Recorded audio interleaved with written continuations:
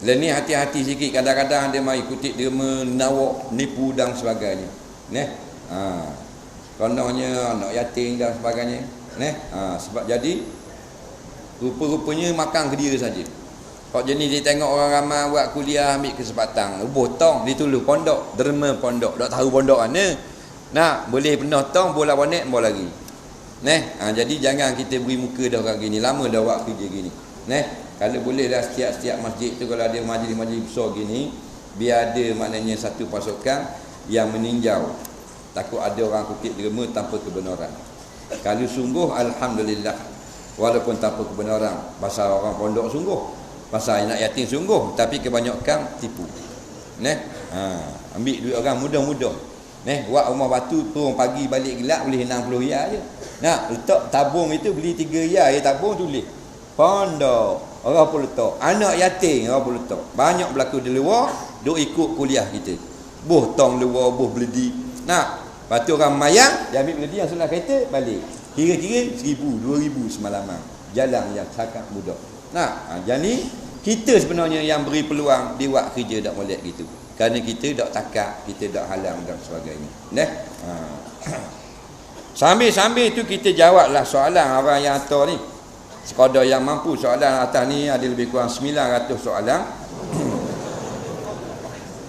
Jadi insya-Allah kita akan selesai menjawab pukul 4 pagi esok.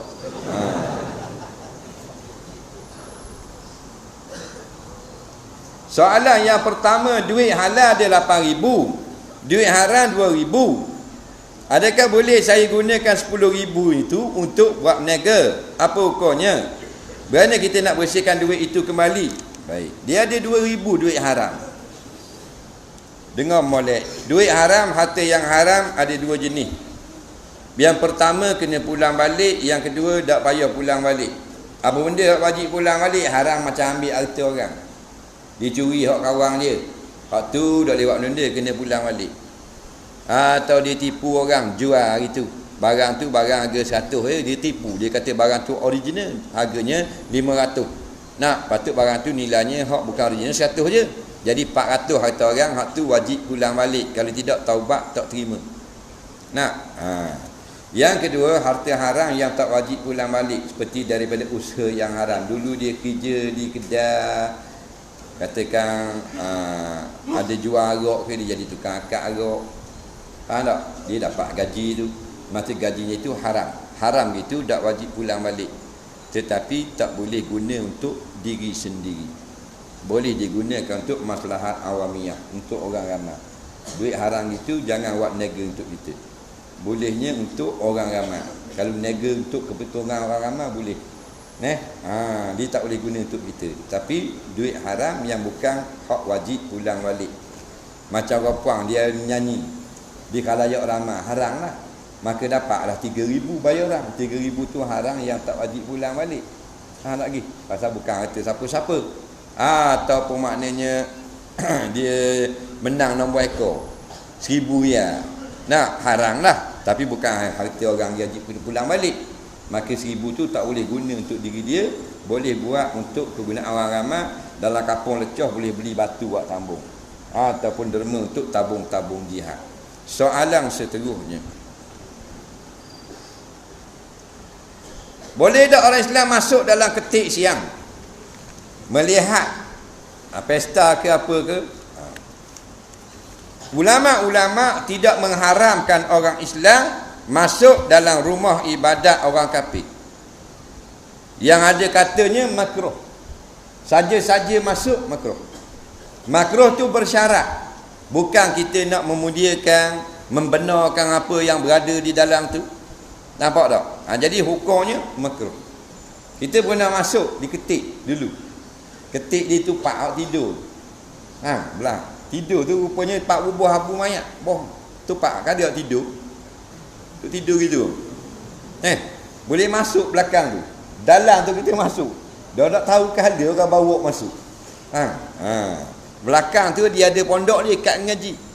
Tok guru duduk tengah, anak murid keliling, kepala otak belakang. Dia duduk ngapa nak dalam. Nahu dia lah.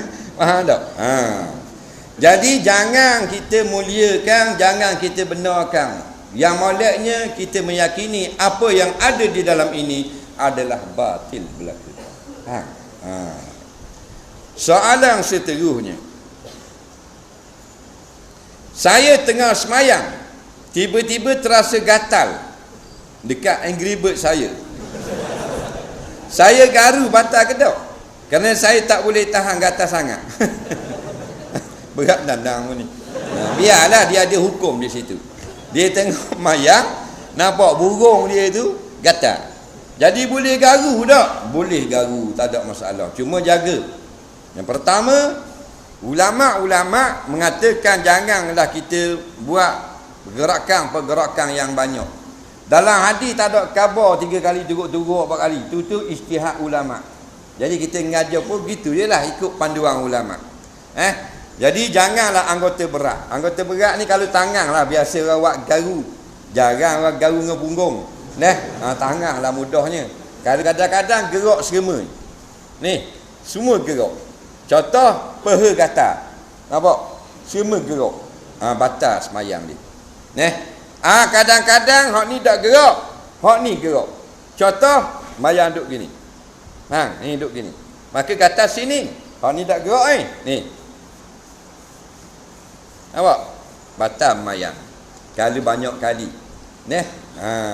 Kadang-kadang hak ni tak gerak, hak ni je. Ni. Batal juga ni. Pergelangan. Yang tak batal, anggota ringan. Jari. Ni ulama' kata. Anggota ringan. Sini kata. Tengah mayang, akad bubuh dulu, garu dengan jari. Tidak batal. Walaupun 2 bulan lebih dia garu.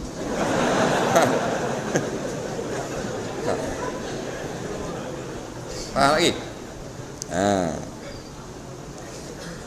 Jadi kalau makna burung dia gatal, dia pun garu. Jadi kalau ikut teknik tadi, hanya jari saja garu, batal tak? Tak batal. Ada komplain lagi? Faham lagi tak? Faham tak? Faham tak apa? Tak faham tanya, tak tanya faham. Dia garu kemaluan dia, tak batal. Dan yang kata batal, man massa zakarahu falyatawadda. Barang siapa yang sentuh kemaluannya dengan tapak tangan atau pergelangan atau perut anak jari, ifdaq ni, maka barulah batal wuduk. Bila batal wuduk, baru batal semayang. Tengah mayang, seluk. Faham tak? Dah. Dia kekek. Faham tak? Dia seluk terus dalam air, dalam luar. Lepas tu garu. Jeng. Baru batal. Pasal apa? Batal sebab garu ke atau sentuh kemaluan? Dia jawab. Sentuh kemaluan bukan sebab garu. Tak boleh garu. Jadi kalau jari tak batal. Faham tak? Jadi mu nak garu tak batal ke mana? Kok luar apa? Dah kata burung, kok luar dah. Tak faham kok dalam. Boleh tahan kalau pakai baju Melayu. Kalau pakai jubah, terik slow ni.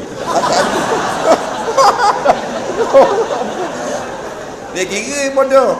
Faham tak? Jadi batal bukan garu dah gitu, sebab pegang kemaluan. Dengan tapak tangan dan perut jari. Kalau kok belakang tak tak. Yang ulama' fiqh kata tak batal ni. Yang batal ni kita tepuh gini. Ambil tangan kiri, tangan kanan, pak. Hak mana setelah ni, itulah tapak tangan dan perut anak jari. Hak tu batal. Ni belakang ni tak batal. Jadi kalau dia seluk ke dalam pun tapi garu ke belakang, batal. Sejang suku, batal. Tepi ni, tepi jari tidak batal. Tepi ni tak batal. Betul tak? Jadi kalau kecing pegang gini batal. Batal kecing.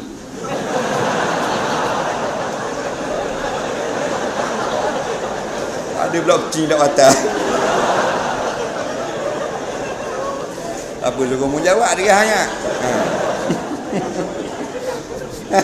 Tak apa lah, masuk CD tu.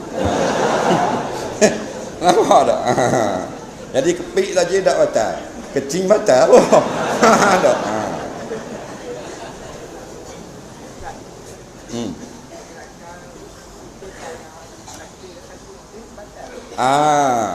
Dia tanya kalau kita takbir patut berayung. Jawabnya, jika hayonang yang terjadi bukan dengan disengajakan dan ia sedikit, tidak batal. Ini telah dijawab oleh beberapa orang mufti. Allah, sami Allahu liman hamidah, gerak itu tangan, tak batal. Kerana dia kebiasaan tangan kita ni bila kat pergelangan dia ada siku, dia akan berayung. Nampak? Yang batal sami Allah liman hamidah. Tu batal tu. Nampak tak? Keterlaluan. Sebab apa? Sebab benda yang jenis siku gini, dia akan mudah berayung. Jadi kita tidak dipaksa untuk wakaf sami Allah liman hamidah, tak boleh berayung. Jadi bila letak itu dia gerak juga sikit. Faham? Tu panggil pergerakan sedikit, dia panggil berayung. Berayung walaupun besar tidak batal. Jadi kalau orang lelaki masa dia sujud kuat, tidak, kalau lalang berayung tak batal. Orang puang tua-tua rokok, tak pakai baju dalam, berayung tak batal juga walaupun besar. Tahu khabar sudah. Ada gitu khabar juga. Dah ada khabar pun tak reti.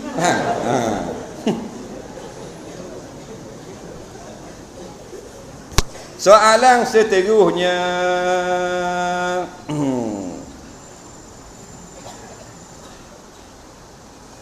Kalau saya tidak benarkan pokgat solat jemaah sebab pelajar perempuan, sebab nak jaga pelajar perempuan, adakah dibenarkan tindakan mudir itu?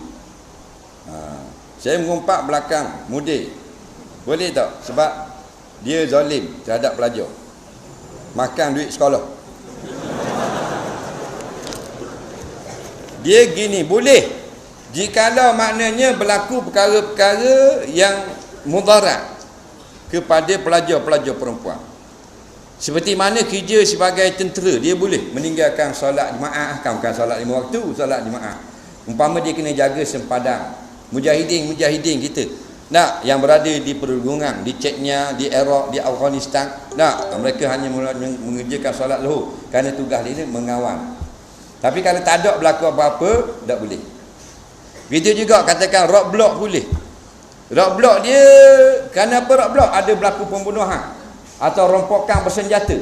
Walaupun maknanya terpaksa kena tinggal solat jemaah, dia kena buat blok di jalan, hukumnya boleh. Kerana bahayanya kepada orang ramai. Nampak? Tapi kalau rock block nak cek lesen, nak cek cermin tengok belakang, tak boleh. Kerana benda tu kecil, mainan. Tak? Dia tengok keadaan juga. Soalan seterusnya.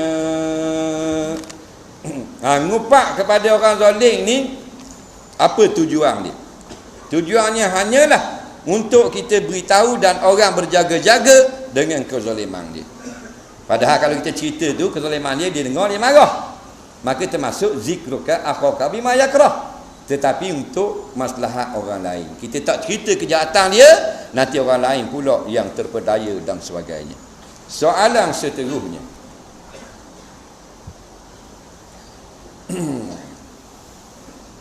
Apakah hukum ketawa seorang-seorang? Ada juga. Banyak dah jawab soalan ni, baru jumpa soalan pelik gini. Yang ketawa seorang-seorang ni tak haram. Ni memang orang suka seorang-seorang. Dia baca mesej. Kawan dia duduk di dino, Kuala Lumpur dia. Bini dia tu laki aku gila lah. Faham tak? Jadi tak ada masalah tu, tengok keadaan. Yang tak bolehnya duduk saja, tak ada orang telefon, tak ada mesej, suka seorang. Tak duduk tangga kakak. Mana pun suka kak? Tu balik awal tu. Tu balik awal. Boleh ke cium dahi perempuan? Boleh? Tak ada masalah. Macam tadilah, Islam agama boleh. Joget boleh. Dah cium dahi perempuan boleh. Mak kita. Mak kita puan ke lelaki? Tu kena faham lah. Jadi hak kata ada peraturan nak tiang boleh, ada peraturan. Orang ni boleh, orang ni tak boleh. Dah rupa mana? Rupa kasih kita. Nikah lagi? Tak lagi. Tak boleh. Melainkan berlapik. Lapik lagu mana? Lapik yang menghilangkan rasa bentuk. Kalau ada rasa bentuk, tak boleh. Kita ambil kertas yang nipis, kain yang nipis, bubuh atas muka perempuan, kita pun tiung kat luar kain. Tak boleh. Kerana merasa jirin tubuhnya. Ataupun dia pakai baju, kita raba kat punggung kat luar. Tak kena punggung, rasa bentuk punggung je. Haram juga. Dan nak raba, boleh. Ulama fiqh kata. Dengan lapik yang menghilangkan rasa bentuk. Suruh awet tu duduk bawah, kita pun plywood di atas. Kita pun raba plywood. Halal. Buatlah kalau mu bodoh. Jadi ada tak elak situ merasa tubuh perempuan? Tak ada. Terangkat hukum haram. Boleh kalau nak sangat. Dia mengaji nak terus faham. Nah, ada di Johor baru ni. Dia kata boleh tak ganda orang perempuan kasih kita kalau naik motosikal. Dia kata yang haram ganda motor tu bukan sebab nama motosikal. Sebab nama dia motor haram. Dah. Sebab setuh. Naik motor kan, naik ngawet, duduk belakang. Kita berik rau. Budak lelaki pula kalau dia ganda orang perempuan, dia cerdik dah, masuk dia dua. Dia satu sama.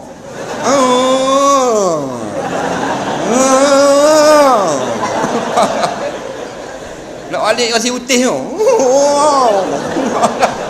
Awet belakang. Main gitu. Tak? Cerdik dia. Kalau nak nikah dah, dia masuk dia part dulu baru jalan. Jadi dah setuju lah. Situ haram.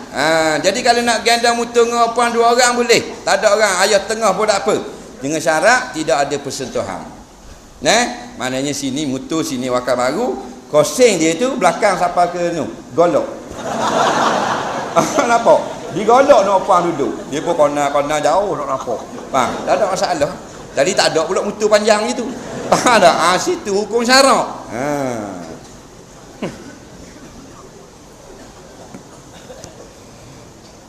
Apa beza mandi junub dengan mandi wajib? Dia hadas besar ni menyebabkan kita wajib mandi. Hadas besar dua kategori. Yang pertama sebab junub, janabah. Yang kedua haid, darah. Jadi keluar haid, keluar nifas, beranak. Tiga ni bila berhenti putus dah darah, kena mandi. Orang panggil mandi daripada hadas besar juga. Tapi kalau junub, janabah, dia dua perkara. Dengan sebab jima' atau dengan sebab keluar mani. Persetubuhan. Walaupun tak keluar mani, wajib mandi. Nabi kata, "Iza taqal khitanani faqad wajibal ghuslu." Bila berlaku persetubuhan, kena wajib mandi dah. Yang kedua, keluar mani. Walaupun tak jima'. Mana tak? Tengah naik motor. Lotek apa? Dodo je biji depan. Dia biji. Takut tang keluar mani. Tak. Mu jangan suka ke buat contoh. Jadi dah ada berlaku jima' keluar mani. Wajib mandi juga. Jadi namanya yang senang sekali, mu hadas haid ke, hadas janabah ke, maka mandi yang wajib boleh juga. Kerana mandi itu hukumnya wajib. Atau mandi mengangkat hadas yang besar. Senang saja. Daya kau boleh mandi haid, mandi janabah, mandi sebab jima', mandi sebab tengok roblok, daya kau. Faham tak? Mandi yang wajib boleh, atau mandi hadas, mengangkat hadas yang besar. Jadi bezanya mandi wajib artinya mandi yang diwajibkan atas kita. Mandi janabah, mandi junub, mana mandi sebab berlaku hadas besar. Soalan seterusnya, kita ada 23 minit lagi. 27 minit lagi. Saya selalu lambat sembahyang subuh, kadang-kadang 7.30.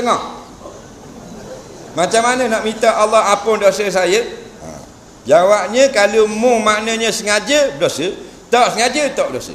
Dia tidur pukul 12 malam, bangun tak bangun 7.30, tak berdosa. Yang berdosa dia bangun pukul 5.30, dengar abang Allah barang abang. Wisket lagi ya. Wisket lagi 7.30. Itu berdosa.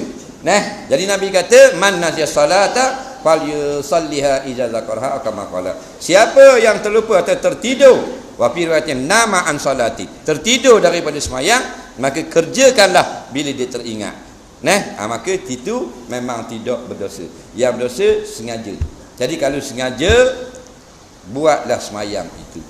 Faham? Dan bertaubat kepada Allah. Azam dan takut kepada Allah. Bukan kerana makhluk, kerana Allah. Allah ni maha pengampun.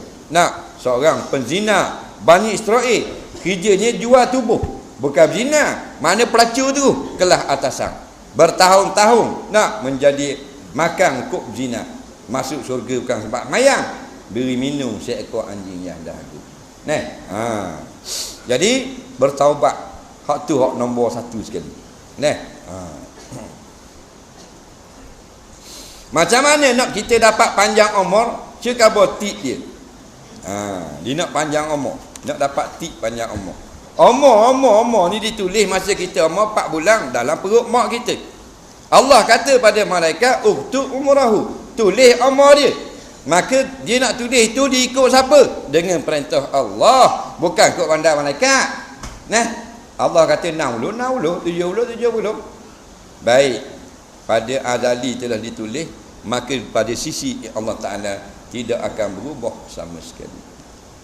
Cuma kalau kita nak yang Nabi sebut, orang yang banyak bersedekah, orang yang menghubung silaturahim, panjang umur. Panjang lagu mana? Wallahu a'lam. Ada dua pendapat ulama, tapi itu pendapat ulama, Allah lebih mengetahui. Dia kata umur telah ditulis. Hadis pula kata panjang umur sebab hubung silaturahim. Guana pula pelik, tak pelik menjawab gini. Daripada sebelum kita lahir lagi, Allah sudah tulis berapa umur kita. Sebelum jadi Adam lagi, Allah sudah tahu berapa usia kita. Takat mana kita boleh hidup. Sepegang akidah.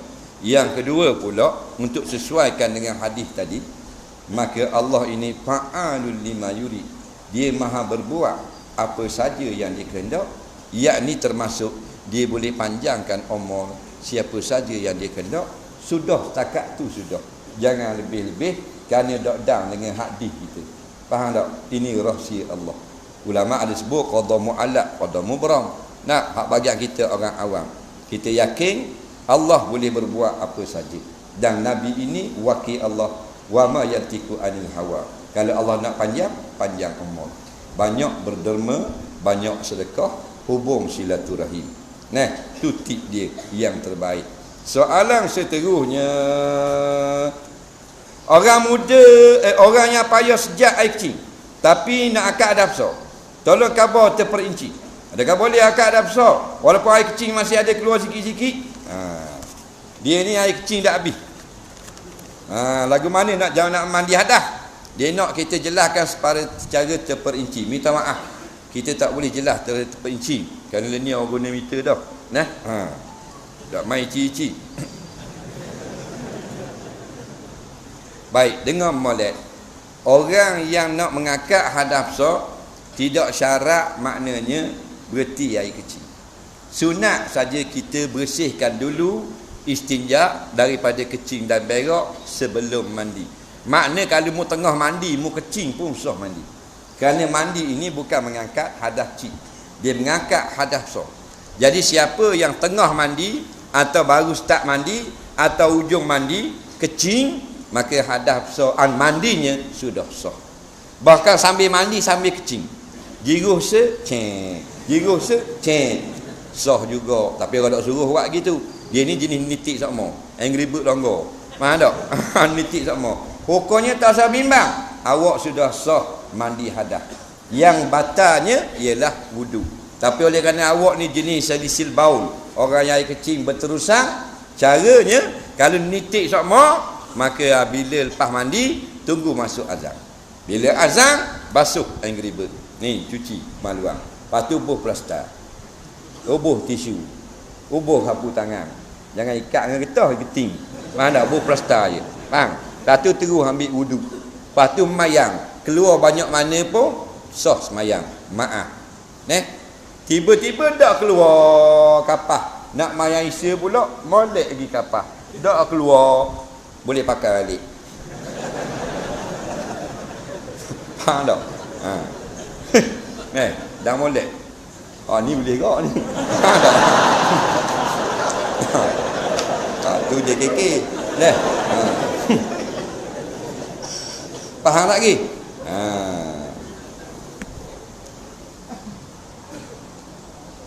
Soalan seterusnya,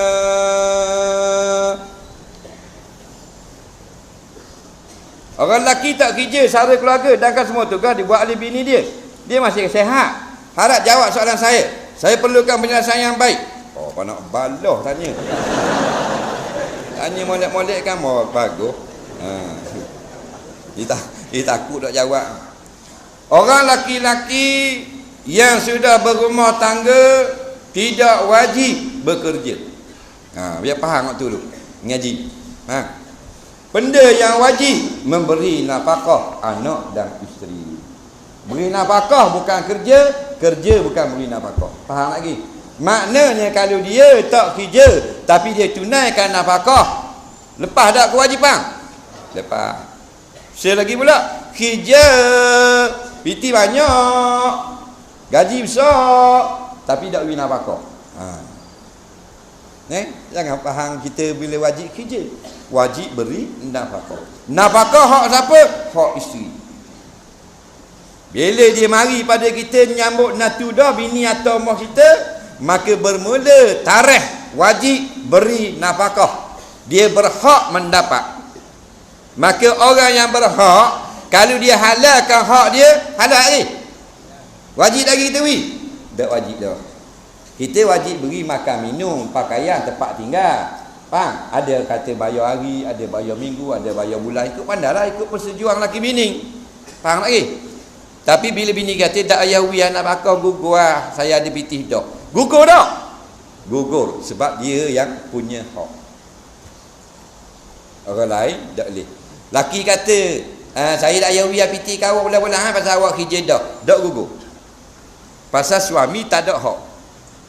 Dia kena tuang punya badan, gugur hak dia, barulah boleh. Faham tak? Maka tuang punya badan, tuang punya nafkah siapa? Laki ke bini? Bini kata halal lah, gugur lah, habis.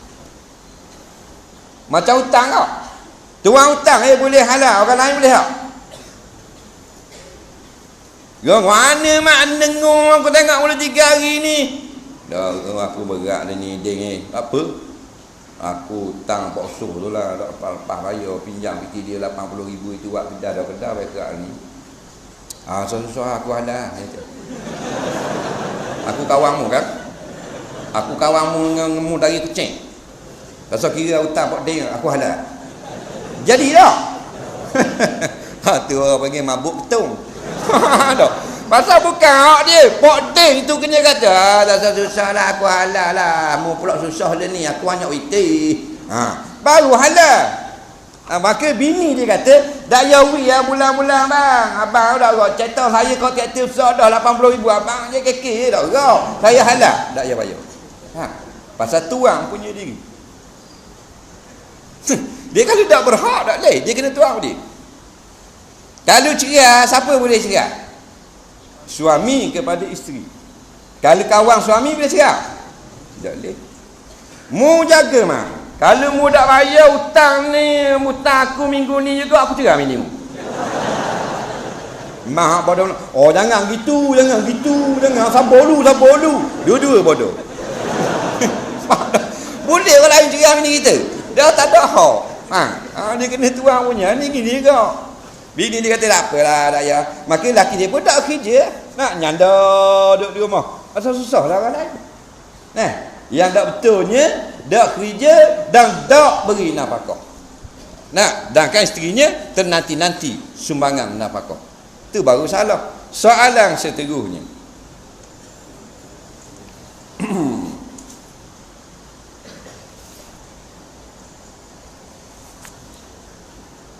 Kita baca Jawi saya.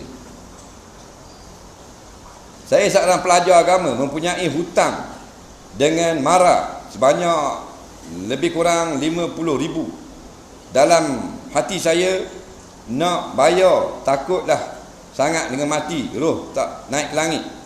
Soalan saya apa yang patut saya buat? Takut mati tak sempat bayar hutang. Kerana sekarang ini saya tak ada duit. Baik. Orang yang berhutang, yang haram ialah orang yang dia tak mau bayar hutang, lalu dia berhutang. Orang ni berdosa dia berhutang. Kerana hutang ni asalnya dilarang, kemudian diangkat kelarangan itu menjadi boleh ketika terdesak. Jadi orang yang jenis minjam memang tak mau bayar, orang ni haram meminjam. Baik, apabila orang itu ditimpa musibah seperti tidak ada duit nak bayar, dan kan dia berniat nak bayar, tak susah-susah, di dalam zimmah saja dia panggil, hutang itu jadi tertangguh. Awak tidak berdosa. Tak ada masalah. Lepas tu penting niat nak bayar. Nah, ni ramai kes hutang menyusahkan orang. Ramai mana dapat projek jota-jota, ambil barang kedai orang, semi orang, mozaik orang, apa orang, ratus-ratus ribu tak bayar. Betul tak? Kawan tu modal setikan, tanggung anak bini, muak tak bayar. Boleh piti buat senyap barang kereta baru. Ini jenis penyakit. Ni yang dia kata merosakkan ketenteraman orang ramai. Jenis hutang tak mau bayar. Tak nak berhutang, anda pergi moh orang tengah malam pergi. Tak nak bayar, tengok tuang kau nak tak lain. Nyakit ni nyakit berat. Dia ingat dia lepas. Ni azab di dalam alam barzakh. Soalan seterusnya, kita ada masa 13 minit 9 saat lagi. Apa kau tawaf 6 kali ketika haji dan umrah? Jawabnya tawaf itu 7 keliling. Jadi kalau mu tawaf 6 kali, tengoklah tawaf benda. Tawaf yang sunat, mana tak dapat pahala tawaf. Tapi kalau tawaf tu tawaf rukun, tak sah tawaf, sah tak haji? Tidak sah haji. Dah balik sini nak qada nak tawaf maidin, tak boleh. Tak apa dak. Jadi 6 kali tak boleh, dia kena lebih. Gitu juga macam apa hukum saya semayang maghrib 2 rakaat. Tak sah kena-kena pun. Dah saya tak sengaja, tak berdosa, itu saja. Dah kena buat mula tak? Kena buat mula. Tak boleh sujud sahwi. Tak boleh sujud sahwi, tinggal tayak awal. Ni tinggal rukun boh. Soalan seterusnya, perempuan pakai seksi, baik hati budi, dengan perempuan tutup aurat tapi perangai tak elok, mana yang elok? Jawabnya perempuan yang tutup aurat ini elok. Elok kat mana? Kat tutup aurat. Dan tak elok kat mana? Perangai tak elok. Dan perempuan yang baik hati ni, mulut pun baik, hati budi baik, dia orang yang baik. Dah kat mana tak baik? Tak tutup aurat. Jadi dia tak tutup aurat, ditulis sebagai dosa. Dia berkata yang baik, ditulis sebagai pahala, ditimbang di akhirat nanti. Ni pula maknanya pakai tudung, pakai jubah, comel dah, maka ditulis pahala menutup aurat. Lalu mengerjakan dosa, mulut maki hamu kau orang, ditulis dengan dosa, timbang. Tapi amma man sakulat mawazinuhu fahuwa fi aisyatir radiyah. Maka adapun orang-orang yang telah ditimbang baik dan buruknya berat sebelah baik, maka selamatlah hidupnya di akhirat nanti. Tu. Walhasilnya semua orang melakukan kesalahan. Kita muhasabah, kita kira ada benda baik kita buat, ada benda jahat kita buat. Betul tak? Maka teruskan benda baik, baiki kejahatan tersebut. Itulah manusia namanya. Kita nak dapat sempurna, payah. Soalan seterusnya, berdosa tak orang yang kahwin dengan perempuan yang seksi dan dia mampu mengubah sikap bakal isterinya? Jawabnya tidak haram. Perempuan yang kita nak kahwin dengan perempuan yang seksi ke, yang telanjang ke, tidak haram. Yang haramnya kita kahwin dah, bini kita seksi, bini kita telanjang. Faham lagi? Kerana kita sudah bertanggungjawab. Sekarang dia seksi, tak kahwin lagi. Nampak? Siapa tanggungjawab? Ayah dia. Kita tunang dia, tak tanggung. Nampak lagi? Tapi bila kita kahwin dah, dia masih lagi dengan seluar nampak punggung pui, dengan pakai baju tali aluh lagi, kita tak larang, benarkan dia keluar, maka kita berkongsi dosa. Jadi kalau dia nak pakai juga seksi-seksi gitu di rumah, nak keluar tak boleh. Kita kuci itu. Kita kuci dah, dia cokeh papan latar, tubik kat celah latar, pandai silap mata, kita tak berdosa. Kerana kita sudah berusaha. Yang kita tanggung ni tak kata apa. Dia sendiri bawa bini pergi makan malam-malam. Bini pakai belah kain nampak peha. Dia sendiri heret bini pergi Muslimah, Kebimah. Tak, bini pakai baju ketat. Nampak dua buah betik. Dia tanggung lah tu. Tapi kalau kita larang dah atau dia tipu kita, laki tak tanggung. Depan laki dia keluar dia akan jubah. Siapa jabat dia buka jubah. Keluar baju baya ketat. Tak? Suami tahu tak? Tak tahu. Suami tidak bertanggungjawab. Perempuan tak usah nak seksi-seksi. Mu ada laki dah. Hak tak ada laki juga tak payah seksi. Kerana seksi itu untuk suami. Seks, dia seksi ni seks dengan si. Mu kahwin kat gigi suami mu boleh seks dengan mu dan boleh si mu. Betul tak? Boleh tak jimat isteri kita kahwin dengan dia lagi? Boleh. Kita nak si dia, see through. Ni tengok, si ni bahasa Arab. Bahasa orang putih. Melayu panggil tengok. Boleh tak tengok dia lagi? Boleh, tak ada aurat. Jadi seksi untuk suami. Untuk suami. Orang lelaki nak akal pendek untuk bini kita gitu. Luar tak boleh. Orang ramai nampak aurat kita. Nak akal pendek biar halal pada syarak. Mana? Lepas lutut. Ni lepas lutut. Halal. Tak ada masalah, bukan wajib pakai jubah. Ni pakai piyah bukan wajib. Mu nak pakai topi pun tak apa. Jangan sombong, jangan niat nak tiru orang kafir. Nak telanjang, nak seksi, nak koyak situ, koyak sini untuk suami. Sebab tu suami tak balik ke rumah lah ni, banyak hobi. Ada orang main tu, ada main ni berjalan, ada lepak rumah kawan, ada ajak minum malam-malam pasal bini, tidak pandai. Betul tak? Kalau bini seksi di dalam rumah, suami tidak akan keluar rumah. Tak usah kata bini umur 21. 71 bini, suami tak keluar. Suami 76, bini 71. Tok Imam ambil baju Melayu masuk kilah mutar atas kepala, ambil sebeh pegang, ballallah nak pergi tahlil kunuri arwah. Ada orang panggil bini 71 kecuk ambil cat kuku lama, kuku kaki pakai rata gelik-gelik, bubuh bunga 2 kotong sini, sembur minyak wangi, lecu lagi, biar congak bibir. 71 lanjang duduk dalam bilik. Tak? Kaki 2 gelang, ada loceng keting macam anak kucing bunyi. Ayah haji nak turun rumah, abang nak pergi luar mana abang haji kita. Duduk rumah lama, aku nak pergi tahlil. Mari kau dulu bang tengok kita ni. Tok Imam buka tengok bini dengan gelang kaki, dengan jomel ada bunga, mulut merah, sini hijau. Lanjang pula joget Gangnam. Lepas terus sebeh. Tak bila telefon mana tak mari lagi. Malam ni tahlil dalam rumah. Betul tak? Betul tak? Ada.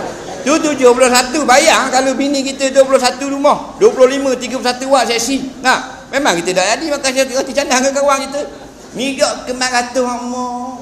Jadi kita tengok macam bapak pangang. Jadi kita tengok tu bik luar. Hak beli jorang ngai, pacok jorang pergi sungai tengok. Dah bini dak pandai makan. Betul tak? Bini dak ada seksi rumah. Kain batik tu. Baju dalam tu bik sepet. Rambut ni macam atu siang. Dah nak tu bik nak tambun jalan apa, puah duduk di rumah. Baik ke buah kedai kopi. Soalan seterusnya 2-3 keping kita baca. Datuk lama dah lupa seluruh badan. Jika dia solat 5 waktu seperti orang musafir solat jamak, boleh tak? Baik. Dalam pendapat jumhur ulama, Solat jamak hanya belah dengan sebab musafir dan sebab hujan.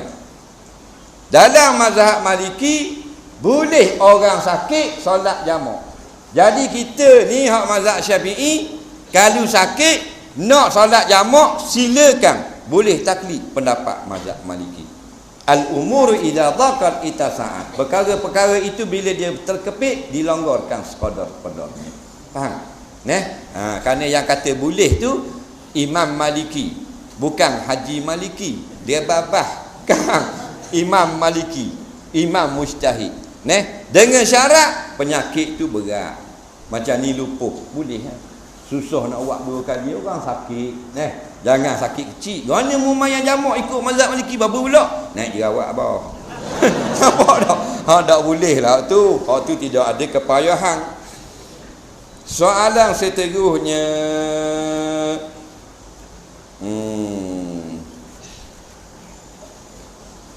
Ada orang cakap qasidah itu Syiah. Betul ke? Jawabnya tengok akan lirik qasidah itu sendiri. Kerana Syiah ini juga ada yang berqasidah dan juga ada yang bukan Syiah. Jadi tak boleh kita nak kata qasidah itu Syiah. Tengok kalau lirik itu maknanya memperendah-rendahkan sahabat, memuliakan Ali saja, itu jelas qasidah Syiah. Jadi kita kena berhati-hati dalam perkara ini, jangan menimbulkan pecah belah sesama kita. Duduk balah Islam wakil qasidah dan sebagainya. Syria hancur lebur sekarang. Mesir dirampas balik oleh pokok Yahudi dan Nasara. Ni benda-benda ini kita kena jangan ekstrim sangat. Biar benda tu jelas, baru kita kata benda tu haram. Kadang-kadang apa selawat pun duduk balah juga selawat. Selawat duduk balah bak selawat je. Baiklah duduk berlawak ramai-ramai. Musuh duk tengok lama kita. Palestin jeng lah. Dia tutup lah sepadan, Mesir sendiri tutup. Dia dapat dah Mesir. 3 buah negara Islam di keliling Mesir yang paling bahaya kepada Yahudi, iaitulah Mesir, Syria dan Iraq. Bapa 3 ni bahaya? Kerana dia jiran Israel. Lagi sebab dia, kerana 3 negara ni, tiap-tiap satu negara ada lebih daripada 1 juta angkatan tentera. Lalu Yahudi wan Nasara hancurkan ketiga-tiga ini. Iraq diserang habis-habisan, Syria perang bersaudara, dan bila menang Islam di Mesir sangat berbahaya, lalu dirampas dan dihukum, ditangkap pemimpin-pemimpin Islam. Dan sekarang tidak benar berkumpul, atas nama Islam akan ditangkap, kena akta keselamatan dalam negeri. Berjaya cita-cita Yahudi untuk selamat daripada bahaya 3 juta tentera Islam di keliling negara Israel. Kita duk balok pak qasidah. Faham tak? Ni ruginya kita. Jadi biar jelas dulu, menghentam para sahabat, menghina sahabat. Kalau setakat maknanya memuji-muji Sayyidina Ali, belum tentu Syiah. Tapi jaga-jaga, kerana benda ni beracun. Barang racun dak nanti kena banyak. Jarang orang wis cawang racun, orang wis titik je daripada air kopi secawang. Nampak tak? Soalan yang kesekian lah, yang kedua sebelum terakhir pada malam ini.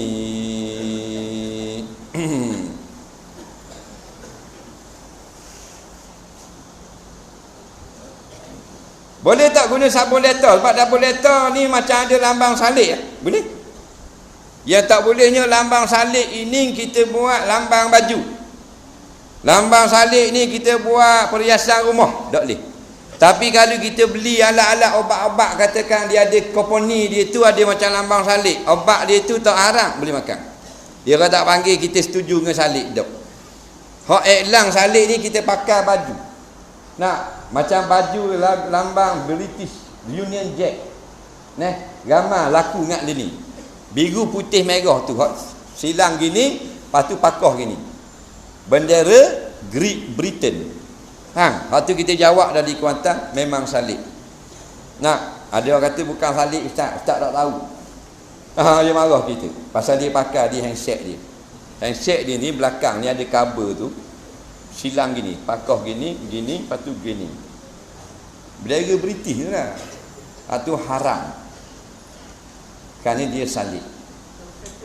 Nanti dulu sesa. Telefon dulu. Mau kereta selalu tu. Jadi dia kata Ustaz tak tahu. Ni bukan salib dia kata. Ni bendera negara. Kan ni?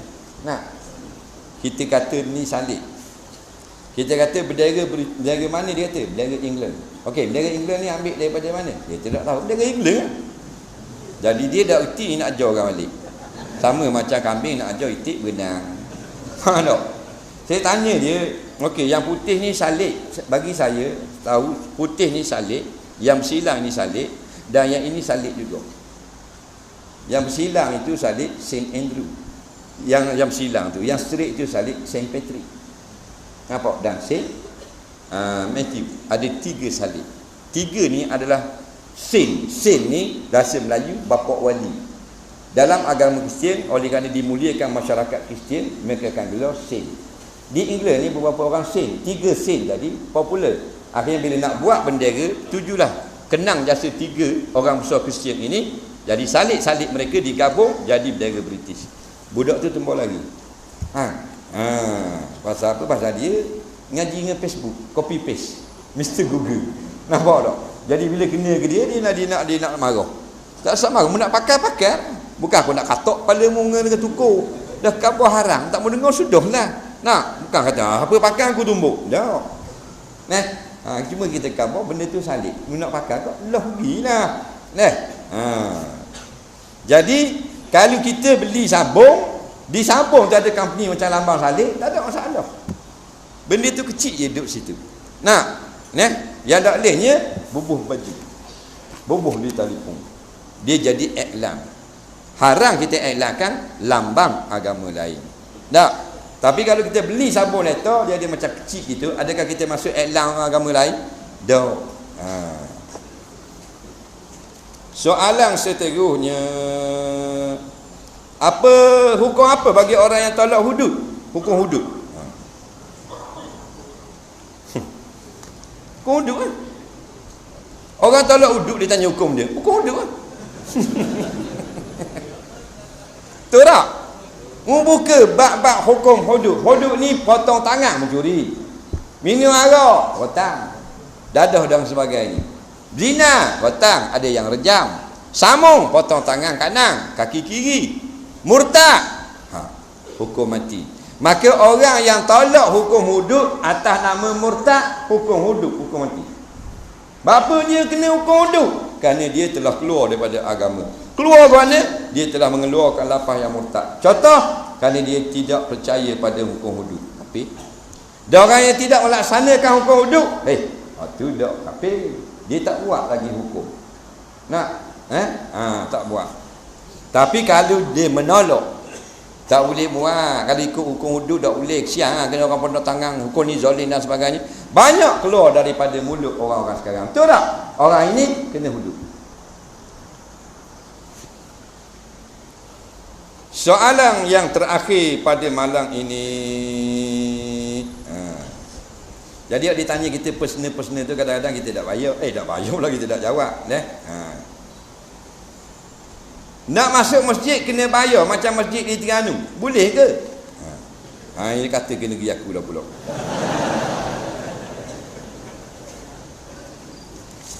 Baik, di Terengganu tu dia ada buat masjid kecil gitu. Itu soalan terakhir. Lepas tu raya korban, kita hanya korban peliharaan kita, tapi campur dengan wang ringgit. Apakah hukumnya Ustaz? Saya lihat negara kita Malaysia jadi pada rakyat macam-macam terjadi, tapi kerajaan masih lagi membisu dan pekak. Apa hukumnya Ustaz? Kerana pihak atasan kata siapa tak bayar cukai mereka jahil. Siapa jahil? Rakyat atau kerajaan? Baik. Di Terengganu ni dia buat masjid kecil-kecil. Masjid Aqsa, Masjid Nabawi. Nak masuk kena bayar tiket. Nak tengok. Jawabnya itu bukan masjid. Itu replika. Replika ni bukan masjid. Macam kita pergi kedai telefon, kadang-kadang dia ubuh telefon kita gitu. Dalam kedai kita ambil, kau ni ingat-ingat replika. Dia buat lolok saja. Buat lolok. Bukan masjid. Tak boleh mayang situ.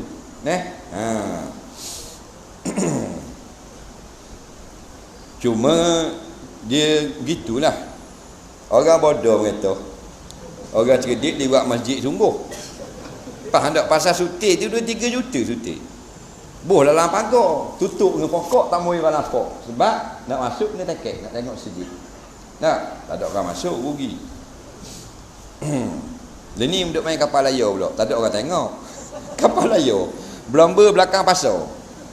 Nampak? Padahal bukan perlombaan. Kita boleh cek dalam internet, dia hanyalah latihan sahaja. Nah, tapi menipu rakyat, bubuh perlombaan yang paling sengit. Yang sengit di lomba di Mediterranean. Itu perlombaan yang sebenar. Keluar di laut lepas 20 kilo 30 kilo dalam laut, keadaan melambung-lambung sengit gini. Hak dia main di Terengganu tu beratus juta habis bayar ke Orang Putih dan bahan projek, main dalam belakang pasar layar cacang ini. Dan baru ni tahun 2-3 tahun lepas tak ada angin, pakai enjin ke bawah, tak ada orang tengok seorang. Ni semua ni untuk bahan projek sahaja. Kita doakan supaya cepat kerajaan negeri Terengganu ini diperintah oleh orang-orang yang memikirkan kepentingan rakyat. Buat sejik cek dia kita berjota-jota. Kita tak jadi masuk. Tak jadi masuk. Buat benda gitu, buat masjid besar. Masjid besar tak lewat, dia takut utuh.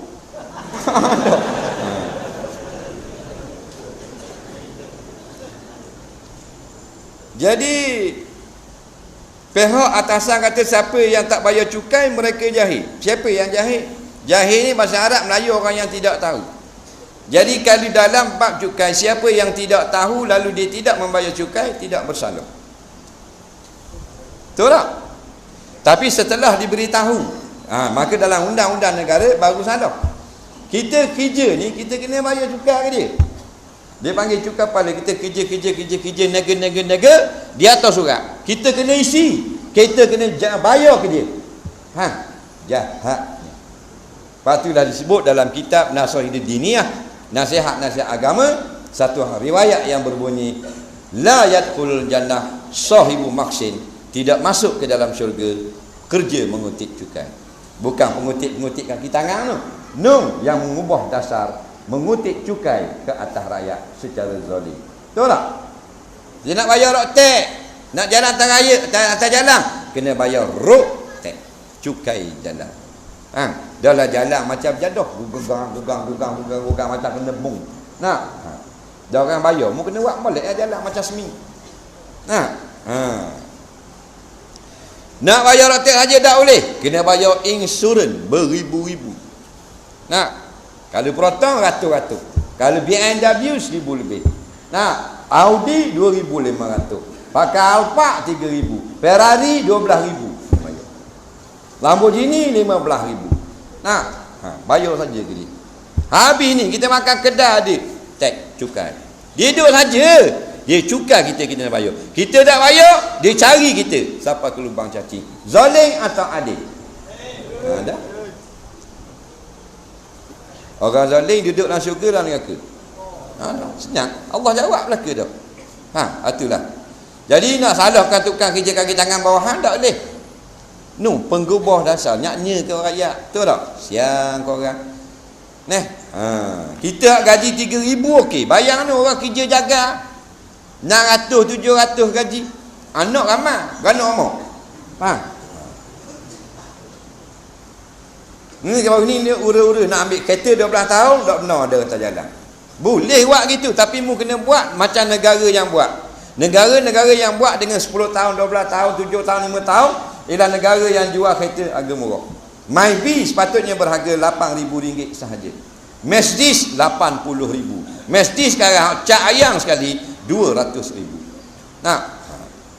Tu kita beli ni Viva RM35,000. Patutnya kita boleh beli harga baru sebuah kereta Camry. Camry kalau harga di Jepun kita bawa pitih RM35,000. Apa lagi? Tapi dinaikkan harga jadi RM70,000 dan dikali 2 jadi RM140,000 kerana AP untuk mengenyangkan beberapa kroni-kroni. Nampak? Itulah kita. Kita kena sebut benda ni, kerana kalau kita tak sebut Allah tanya kita di akhirat. Betul tak? dan kita kena ambil berat. Ni bukan masalah politik. Sebab orang yang memerintah, tak kira belah mana pun, dia akan dibangkitkan dalam keadaan terbelenggu di akhirat. Keadilannya lah yang melepaskan belenggu tersebut dan dia bebas masuk ke dalam syurga. Lepas tu kena berhati-hati. Banyak tazkirah, nasihat, pesan dan apa benda ni, sebut kebenaran di hadapan pemerintah-pemerintah. Jangan takut. Kerana orang yang paling besar pakat pun dia akan mati. Tak usah takut. Kita hanya takut kepada Allah. Kemudian dia kata confuse baru-baru ini, dia korban hanyalah dengan binatang korban peliharaan kita, tapi capur dengan wang ringgit. Apakah hukumnya Ustaz? Tak faham kita soalan ni. Dia korban binatang peliharaan, tetapi capur dengan wang ringgit. Guna pula korban binatang peliharaan boleh.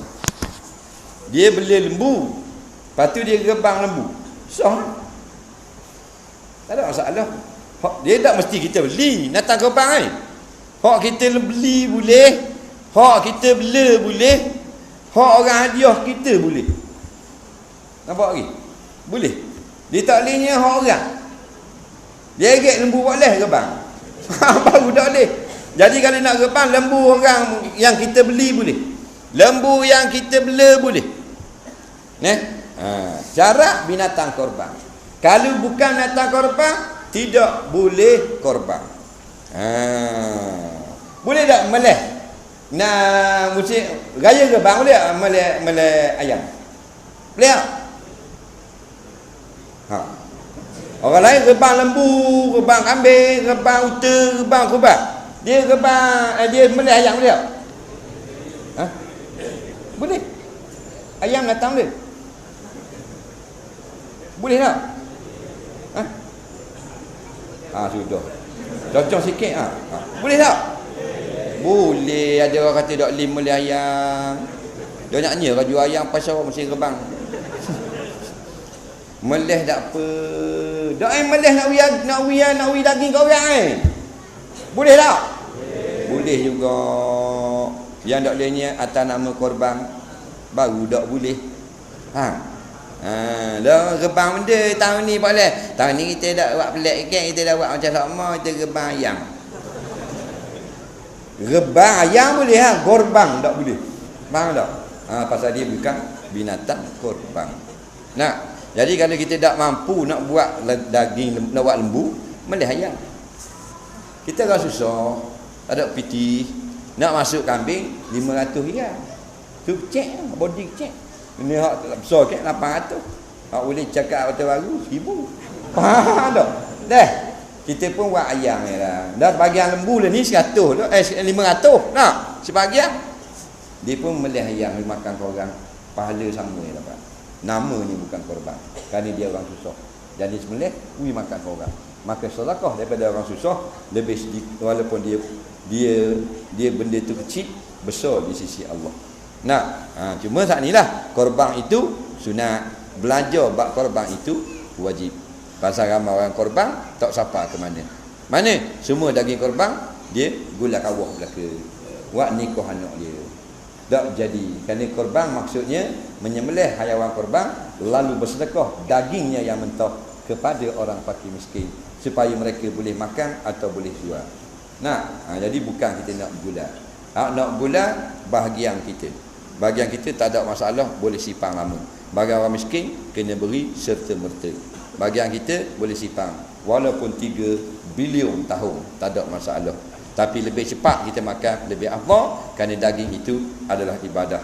Wallahu a'lam. Insya-Allah kita akan jawab yang selebihnya di bulan sekali lagi Masjid At-Taqwa, Taman Uda Murni, Kota Baru.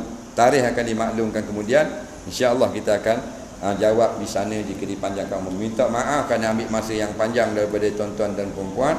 Terima kasih sekali lagi pada pihak Keselamatan Polis Unit Amal dan segala yang bersusah payah kita dapat berkumpul pada malam ini. Kalau tak banyak pun Allah beri kita sedikit pahala pun tak apa, kerana bila pahala ni Allah yang bayar.